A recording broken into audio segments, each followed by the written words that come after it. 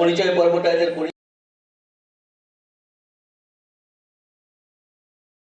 चिमटी काटेगी तर चकट चह चकट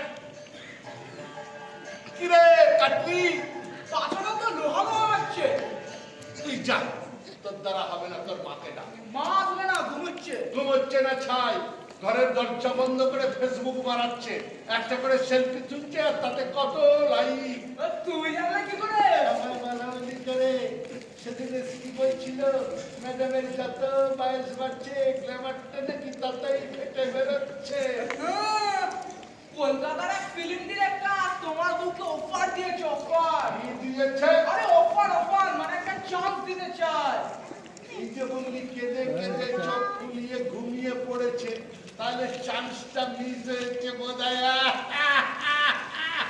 ঘোড়ার মতো না লাগে বিছানায় লেটে যাও তোর মায়ের যদি আমার উপরে দরদ থাকতো না তাহলে আমার সাথে এসে বিছানায় শুতো আমার মাথায় হাত বুলিয়ে দিয়ে ঘুম পাড়িয়ে দিত আমার মশারিটা টাঙিয়ে দিত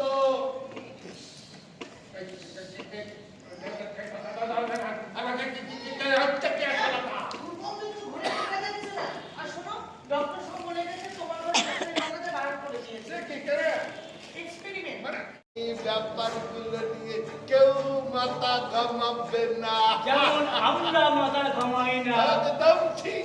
জীবনের শুরুতে চাকরি বাকরি না পেয়ে চরম হতাশায় আত্মহত্যা করতে যাচ্ছিলাম। একদিন কলকাতা রাস্তায় হাঁটতে হাঁটতে একটা দোকানের সাইনবোর্ড থেকে ঢুকে পড়লাম। সাইনবোর্ডে লেখা আছে, এখানে উত্তম রূপে মস্তিষ্ক প্রক্ষালন করা হয়। আমি আমার মস্তিষ্ক প্রক্ষালন করতে দিয়ে আসবার পথে একবারে ম্যাজিক ঘটে গেল। কেরিয়ারের গ্রাফ সেদিন থেকে একবার ঊর্ধ্বমুখী। মস্তিষ্ক ফেরত দেওয়ার কথা মনেই গেল না। ডেভেলপমেন্ট ফান্ডে কত টাকা আছে? তা ভালোই আছে। তা আপনার কি লাগবে? ডাক্তার সোমকে কিনতে হবে গভীর জলের রাঘব বোয়াল। চামড়া মোটা না হওয়ার ভ্যাকসিনটা যদি আবিষ্কার করে ফেলে তাহলেই বিপদ। প্রথমে ঘাবড়ে গিয়েছিলাম, তারপর ভেবে দেখলাম এই ধরো চামড়া মোটা হওয়ার ভাইরাসটা যদি আবিষ্কার করা যায়।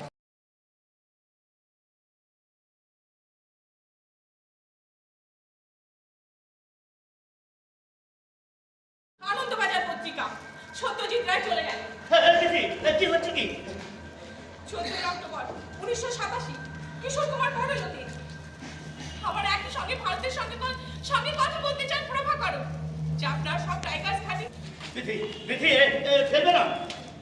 22 মে 1991 ফুলের তোড়ায় লুকোনো বোমায় রাজীব গান্ধী নিহত। এগুলো কি? কি হচ্ছে?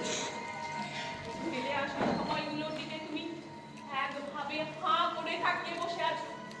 তোমার চোখের জন্য তুমি এগুলো ভালো করে পড়তেও পারো না। করতে না পারলেও এগুলোর গন্ধ আমি নিই, এগুলোর সাথেই আমি বাঁচি। সময় কখনো পুরনো হয় না দেখি। এই সময়টাতে আর ফেরা যাবে না। সেই সময়টার দিকে তুমি একভাবে তাকিয়ে বসে আছো। তোমার জন্য আমি একইভাবে এখানে আটকে বসে আছি। সেটা কি বুঝতে পারছো? তুমি যে বারান্দায় বসে চিৎকার করো, আমার ভালো লাগে না। রাস্তার লোকেরা সব তাকিয়ে তাকিয়ে দেখে। এই লোকের কথায় তো আমি কান দিই না।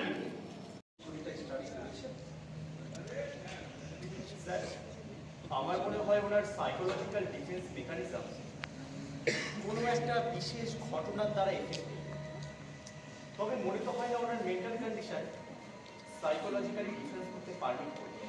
বেশ, তাহলে কি মনে হয় ডক্টর, সত্যটাকে উনি কিভাবে তার আনকনসিয়াস মাইন্ডে লুকিয়ে যাচ্ছেন? ডিপ্রেশন থেকে উনি অ্যামনেশিয়ায় আক্রান্ত, অ্যাকিউট অ্যামনেশিয়া।